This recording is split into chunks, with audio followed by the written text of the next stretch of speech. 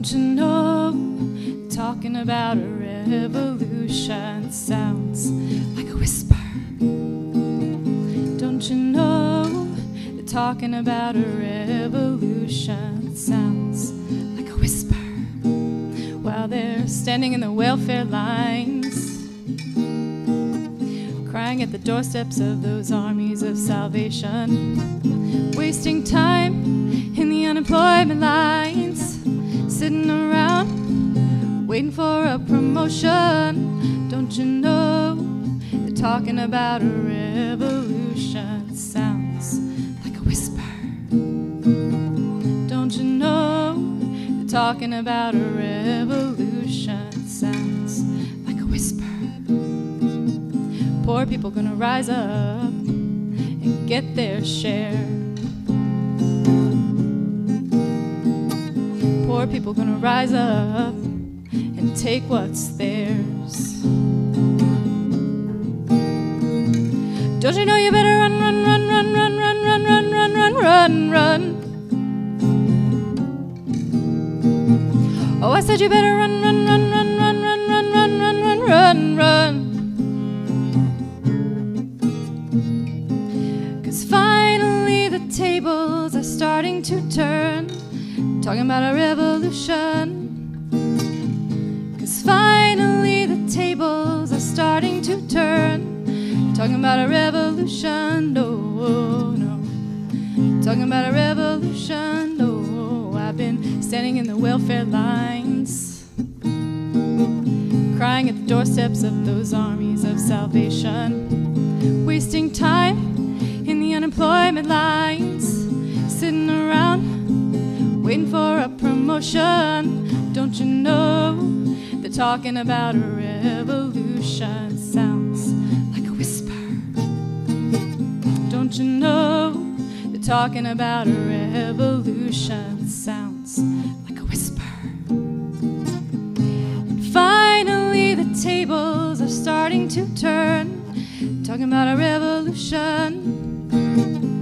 Yes, finally the tables are starting to turn, talking about a revolution. No, no, talking about a revolution. No, no, talking about a revolution. No, no.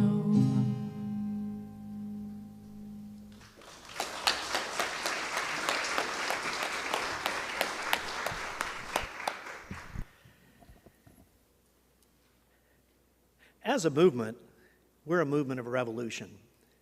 And we share that revolution in our covenant together, as we don't follow a creed, we don't follow a book, we don't follow one guidance, but we covenant with each other. And that's pretty revolutionary.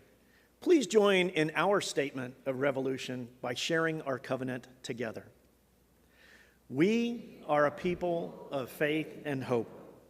Together we covenant to strive to become our better selves, to honor both the critical mind and the generous heart, to prove that diversity need not mean divisiveness, and to respond to systems of violence and oppression with the power of a love beyond belief. And you could tell from Mel's introduction, there's a lot of love in this church. And now we're going to have the opportunity to go out and share that love with others as we greet each other. Now, during our greeting, you might want to contain your love just a little bit based on what the other person might be ready to receive. So, might take your cue from that other person, and, a fist bump, that can be pretty loving, okay? Depending on how they might want to receive the love from you. So, in our greeting, let's share our love together, and when the music starts, please find your seat. Share the love.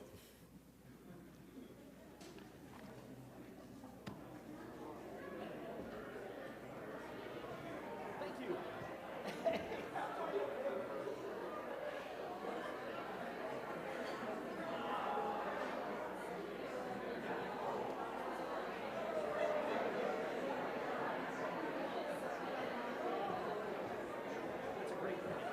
Because it's, just a second, because it's in the,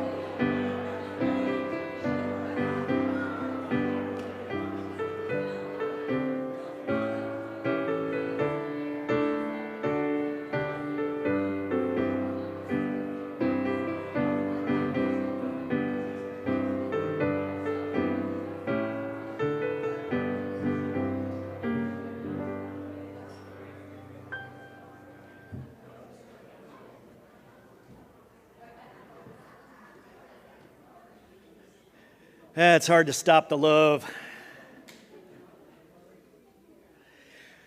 In a moment, we'll collect the offertory, and while we're doing the offertory, we'll have the opportunity to hear Ella's song. It's a beautiful, beautiful song, and it commemorates the great leader of the freedom movement, Ella Baker. Now, this song, originally performed by the all-woman African-American a cappella ensemble Sweet Honey and the Rock. Strongly encourage you to go to YouTube, Sweet Honey and the Rock, Ella's song. It's something to hear. And we're going to hear a wonderful rendition of it this morning. But it's offered today as a special request from Charles because it summons all of us to persist in the work of freedom until it comes. And we'll now collect the offertory. We will share the plate with an Operation REST, which is a home for people of violence and sexual abuse here in Spartanburg. Thank you.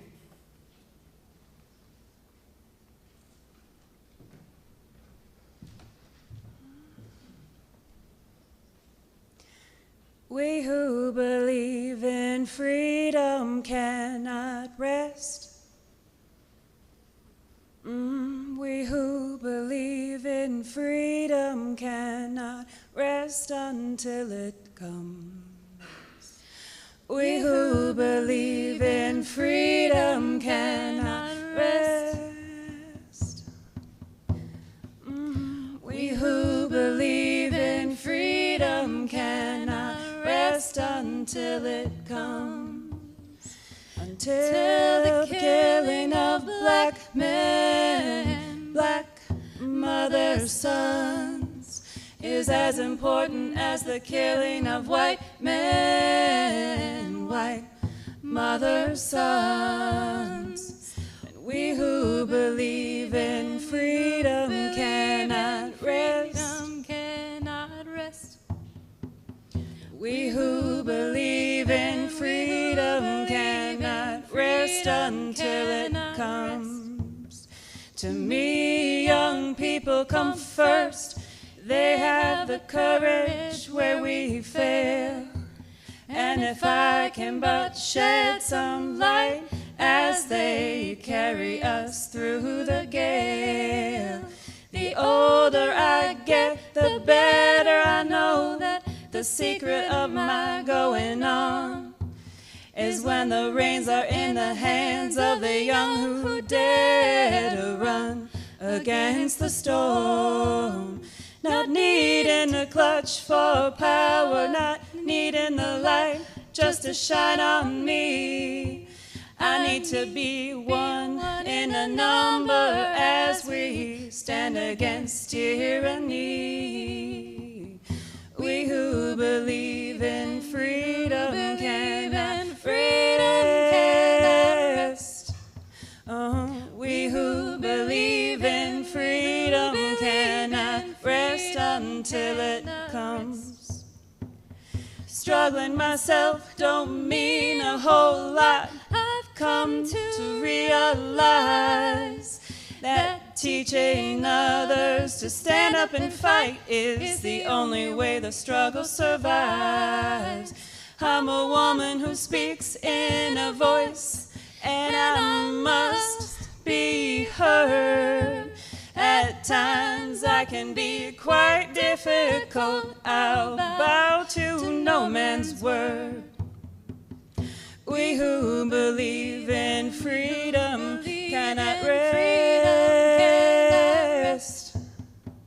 'Cause we who believe in freedom cannot rest until it comes.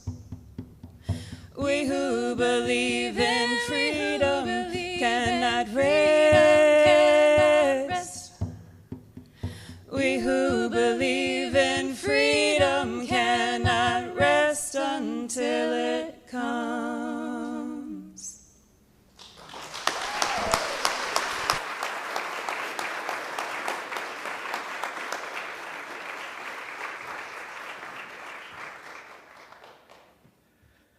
Charles, thank you for that wonderful selection, and what a wonderful rendition. Wow, it's hard to talk after that one.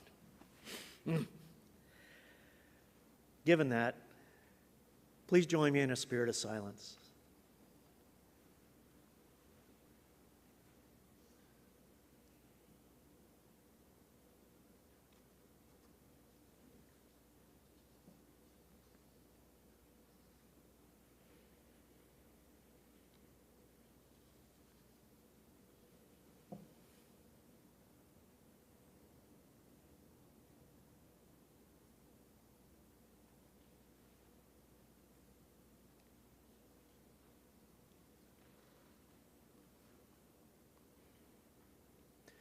And now we're joined by Mr. Charles Mann.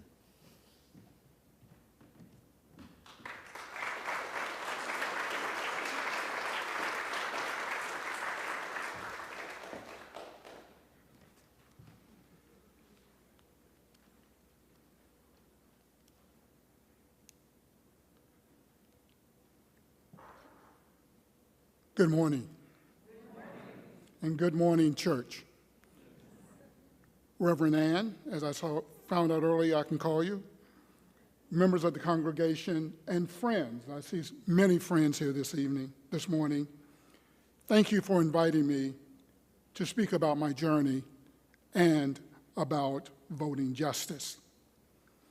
I would like to begin my comments with some numbers. 1920, 1965, 1-21-2000, 23-1, 17 as in 17%, 13,974, and lastly, 2030. Now, all of these numbers have some relationship to voting and, of course, justice. But let me pause for a second, and as I stand here, I realized I did not think this church, this Unitarian church. Since I've been involved in the work that I've been doing for the last few years, this church has been one of my greatest supporters. Outside that window before the mural, we held voting rallies. This church has been one of my greatest supporters, and Alice, you've been my contact here. Thank you so much for supporting the efforts that I've been trying to get underway. Thank you.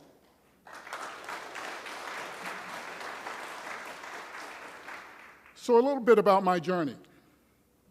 Spartanburg is my home and the home of my family, following slavery and sharecropping in Newberry and Union, South Carolina. You see, I am a product of slavery. My ancestors were from the western coast of the continent of Africa. They came to this country of America as part of the slave trade, what we call the Middle Passage, that time and period en route from Africa to colonial America.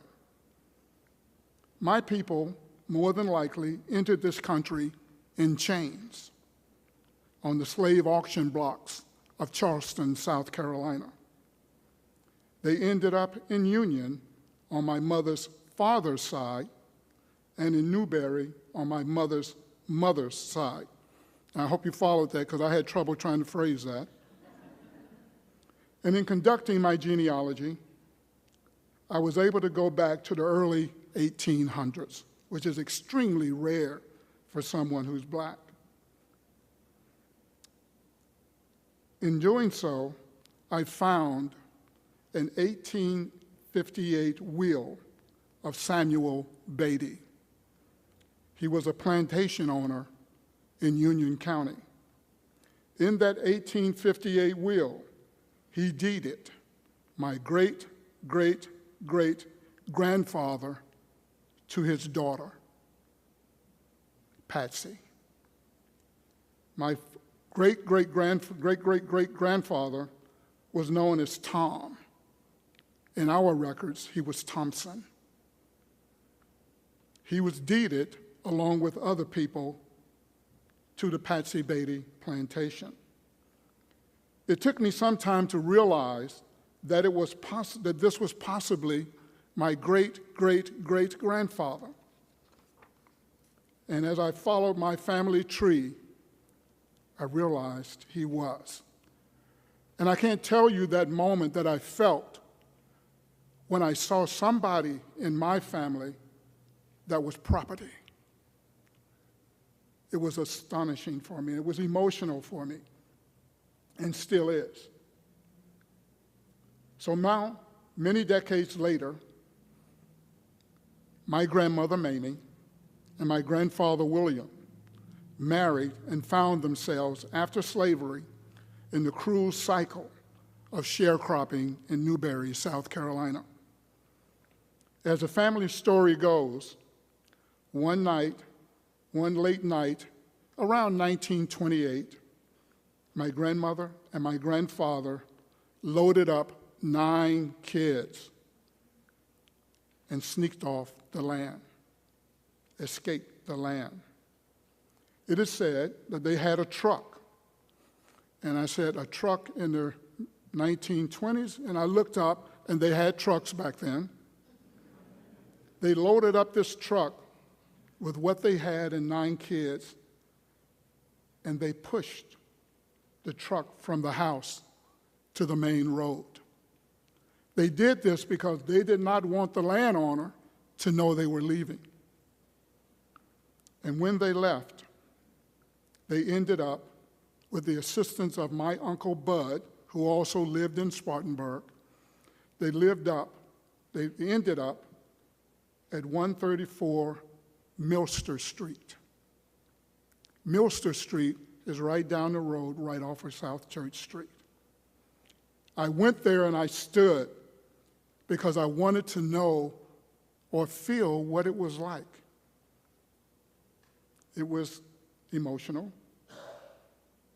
but I got past it. That lot is now vacant. And every time I drive by Milster Street, I look over. Now, nearly 100 years later, I stand before you as a product of slavery. Can you imagine? Could they have imagined? This is what runs through my veins, that desire for a better life, a better community. This is why I do what I do in Spartanburg, my hometown. It runs through my veins. Now, the numbers. 1920. Some of you may have guessed, that's the year the 19th Amendment was ratified by Congress. This amendment was historic in our country's efforts to achieve voting justice because it gave women the right to vote. This came after decades of women, both white and black, protesting and demanding the right to cast their votes. However, there are those who believe, as I do, that the 19th Amendment only extended the right to vote to white women. The promise of voting for black women and black people in general did not really arrive until 1965. Now, there are those who know your history that during Reconstruction, black people voted, they elected congresspeople, they elected state legislators, and by the way, it was those black legislators in South Carolina that led the creation of public education. But not until 1965 did we really realize the right to vote. That was the culmination of voting rights for black Americans. This, too, was a historic moment in our history because now people who look like me were guaranteed the right to cast their vote across the entire country without having to pass a test by reciting the Constitution or counting the number of beans in a jar or paying a payroll tax or just being intimidated. 1-21-2000, January 21, 2000. This is the day that Barack Obama was sworn in as the 44th president of our country. An outstanding achievement. I remember talking with my mother as we were leading up to that day, and she said, "I never thought I would see this in my lifetime." She was about 80, in her early 80s at the time. I remember responding to her by saying something like, "Mom, neither did I. Neither did I." And I was there on that day in Washington, on the Washington Mall, and it was so, so cold as when he took the oath of office. I cried. My two sisters with me also cried. And so did all the people around us. And we cried because there was hope. We witnessed at that moment the first black president in this country's history. And it took place at the outset of the 21st century. 23-1. That's March 22 of this past year. When the filing deadline for running for office in November closed, at that time in our county of Spartanburg, 23 people had filed to run for partisan office. Only one was a Democrat, and that's Rosalind Henderson Myers. But like the other party candidates who also are now running, she will run unopposed. And I'm glad that she will win, but this is not good for our democracy, nor is it good for governing. 17, as in 17%. This is the percentage of registered voters statewide who voted in the partisan primaries this past June. 17%. The outcome in our county was 12%.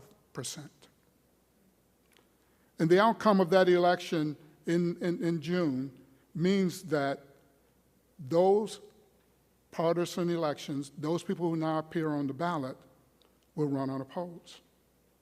They will be elected. Another way of looking at this is 17% of registered voters in South Carolina have decided who will govern the state. 17% have decided who governs the remaining 83%. All because we did not vote. 13,974. This is the number of people removed from the voter rolls in Spartanburg County since 2021. 2030. That's the next census and the next redistricting of electoral districts.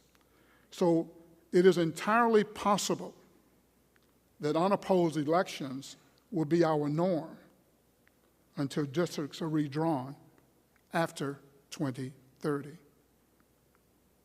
The party in power in our state has drawn districts that will guarantee that almost all the time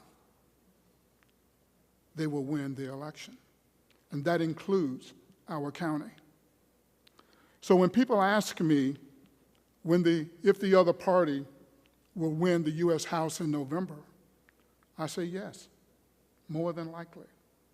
Not because their voting numbers will be great, but because the districts were drawn in certain states so that only they can win. The only thing that can change that is that if we go out and vote, which is not the norm in our community. But we can change that. You and I, and Ruth, and Alice, Clem, and Susan. We can change that by getting more people out to vote, which in turn impacts how our public policy is created. The people that get in office create public policy. So enough about that. I want to read a quote to you. Not voting is not a protest. It is surrender. And when we decide not to vote, we are surrendering our future, the future that we currently have in our hands. Those words were spoken a couple of weeks ago at a rally in downtown Morgan Square by a high school student named Jacqueline Perez. And as I thought about that, I said, out of the mouth of babes. As a high school student, Ms. Perez understood the situation. And then I asked myself, if she can, why can't others? And I want to tell you another story. A few months ago, while I was watching my Sunday morning news programs, and I'm a news junkie, as Clem indicated, I spent a number of years in TV news up and down the Eastern Seaboard. On this particular morning, there was an older black attorney talking with Jonathan Caparth. He was telling the story about taking writing paper into a jail, and later how he sneaked out the writings of the person who was incarcerated. The year was 1963. That jail was in Birmingham, Alabama. The person doing the writing was Dr. Martin Luther King. The resultant manuscript became known as the letter from Birmingham City Jail. This famous letter that emerged during the Civil Rights Movement was in response to an earlier letter that year written by 8 white liberal clergymen in Birmingham. They were asking King to stop his protest in the city and to let the battle for integration proceed in the local and state courts, because they were afraid that King's actions and efforts in the city would incite civil disturbances. The white ministers wanted King to stop and leave Birmingham, but he didn't, and he ended up in jail. In writing his letter, Dr. King wanted the white ministers to understand that Christian discipleship was at the heart of the struggle for freedom, justice, and equality. Christian discipleship. He went on to write, I cannot sit idly by in Atlanta and not be concerned about what happens in Birmingham. In the next sentence, he also wrote, injustice anywhere is a threat to justice everywhere, and that we are caught in the inescapable network of mutuality tied to a single garment of destiny. Whatever affects one directly affects all. 60 years ago. What affects one directly affects all. As I thought about this one sentence, it reflects on our shared humanity. That what happens to me happens to you. You are not void of impact, and that we're in this, all of us, together. And later in the letter, Dr. King brings up the white moderate and his disappointment. He wrote, maybe I was too optimistic. Maybe I expected too much. I guess I should have realized that few members of a race that has oppressed another race can understand or appreciate the deep groans and passionate yearnings of those that have been oppressed. And still fewer have the vision to see the injustice must be rooted out by strong, persistent, and determined action. King was not seeing the white moderate standing with his black brother the way that he felt it should. He was disappointed, and he was expressing that disappointment from his jail cell. Then in the letter, King further wrote, "I have been greatly disappointed in the white church and its leadership." He went on to say, "I have watched white churches stand on the sideline and merely mouth pious irrelevancies and sanctimonious trivialities." And he says, "In the midst of a mighty struggle to rid our nation of racist and economic injustice, I have heard ministers say those are social concerns which the gospel has no real concern." He was told and heard people say those are social issues which the gospel has no real concern. He also stated that the religious community had largely accepted the status quo. So why am I mentioning all this about King and the letter from a Birmingham city jail? As a layperson, I see the white church, except for this one, as I mentioned earlier, and I see the black church sitting on the sidelines. I see white moderates sitting on the sidelines and accepting the injustice that surrounds us. We must get off the sidelines and engage and be heard and walk with our fellow man. King further wrote, I'm sorry, I jumped ahead of myself. "It is not enough," and these are my words, "it is not enough to just save souls if you leave the body behind. It is not enough to just save souls if you leave the body behind."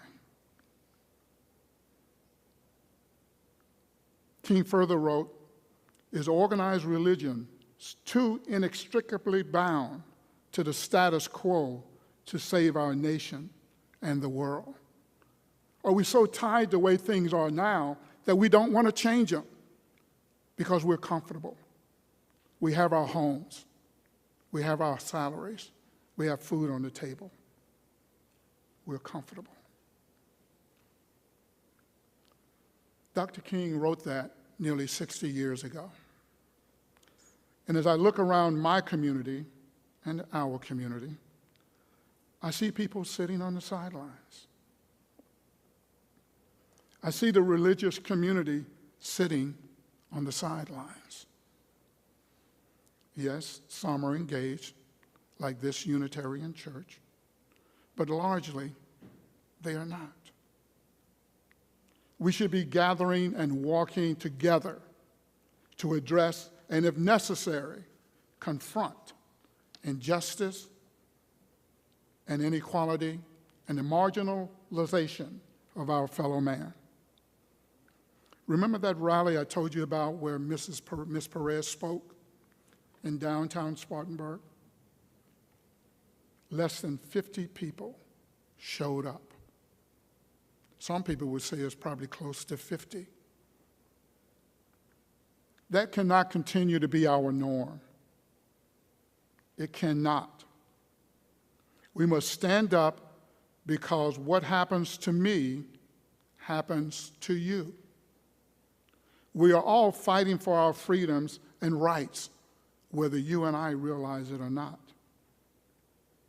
So now as I close, I will say to you what my mother would often say to me, and to look out at Barbara, Barbara always talks about my mother, whom she never met but only heard me talk about. My mother would often say to me, "What you gonna do now? What you gonna do now?"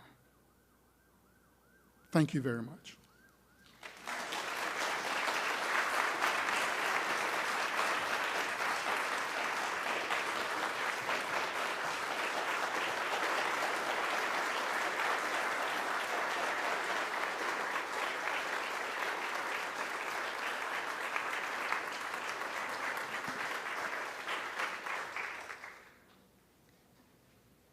Please stand as you're willing and able, or remain standing. Stand back up. And join me in singing hymn number 121 in the gray hymnal.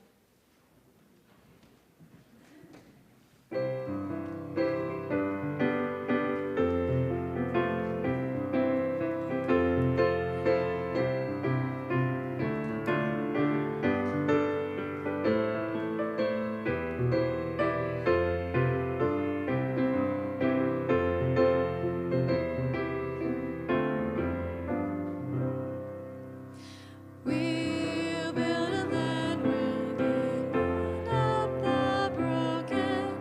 We'll build a land where the captives go free, where the oil of gladness dissolves all mourning. Oh, we'll build a promised land that won't be. Come build a land where sisters and brothers, anointed by God, may then create peace, where justice shall roll down like waters, and peace like an ever-flowing stream. We'll build a land where we bring the good tidings to all the afflicted and all those who mourn, and we'll give them garlands instead of ashes. Oh, we'll build a land where peace is born.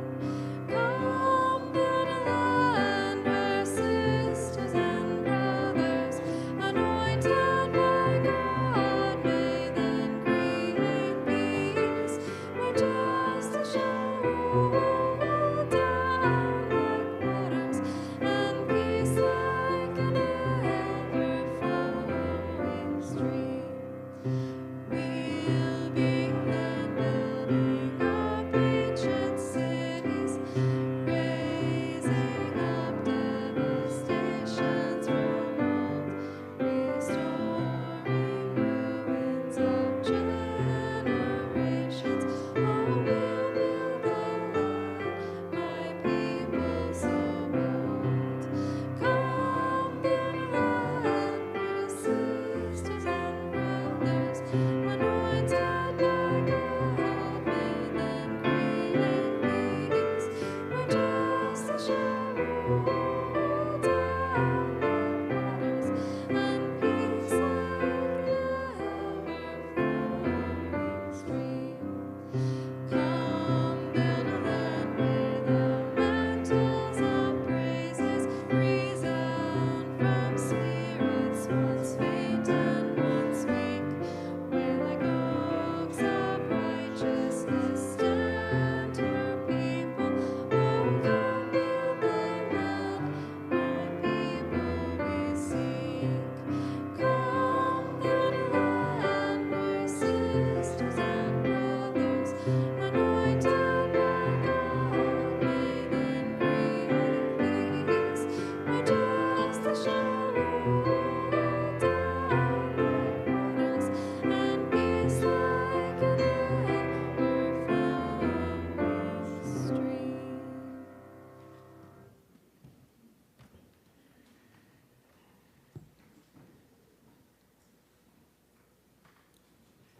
And as we build that land, it's not enough to save souls if you leave the body behind. We finish with the Native American 10 Commandments and then a benediction from Charles. Our Native American colleagues tell us, treat the earth and all that dwell thereon with respect. Remain close to the Great Spirit. Show great respect for your fellow beings. Work together for the benefit of all mankind. Give assistance and kindness wherever needed. Do what you know to be right. Look after the well-being of mind and body. Dedicate a share of your efforts to the greater good. Be truthful and honest at all times, and take responsibility for your actions. Charles Mann.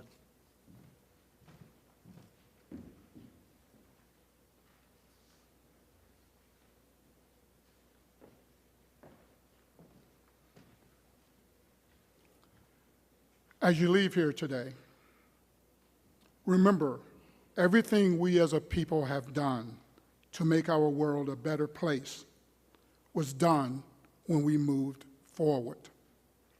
When we as a people stood up for others and ourselves, we moved forward, not when we moved backwards or stood still.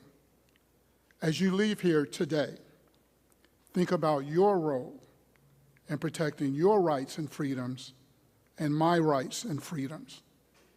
And don't be one of those who sits on the sidelines.